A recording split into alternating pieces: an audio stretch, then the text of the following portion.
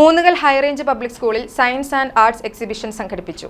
School principal reverend father Simon ആന്റണിയുടെ അധ്യക്ഷതയിൽ Kakkanad Rajagiri school of engineering and technology professor doctor P Sojanlal ഭദ്രദീപം തെളിയിച്ച് ഉദ്ഘാടനം ചെയ്തു. എക്സിബിഷനോടനുബന്ധിച്ച് ശാസ്ത്രഗണിത വിഭാഗങ്ങളുടെ ഉദ്ഘാടനം Aluva junior engineer APEP ISRO mister Joseph MV, Nerimangalam principal Navodaya Vidyalaya Mrs Stella ഹെപ്സിബായ് എന്നിവർ ചേർന്ന് നിർവഹിച്ചു.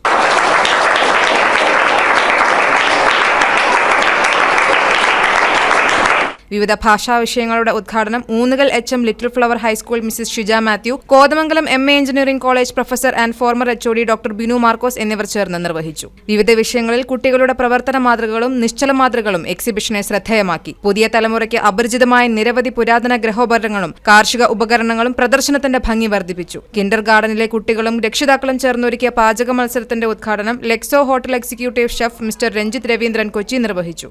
പ്രപഞ്ച കാഴ്ചകൾ കൺമുൻപിൽ ഒരുക്കിയ പ്ലാനറ്റോറിയം കാഴ്ചകൾ കുട്ടികൾക്ക് ദൃശ്യവിരുന്ന് ഒരുക്കി. വിജ്ഞാനപ്രദവും കൗതുകവുമായ കാഴ്ചകൾ കാണുവാനും ആസ്വദിക്കാനുമായി അധ്യാപകരും രക്ഷിതാക്കളും കടന്നുവന്നത് മേളയുടെ മാറ്റ് വർദ്ധിപ്പിച്ചു.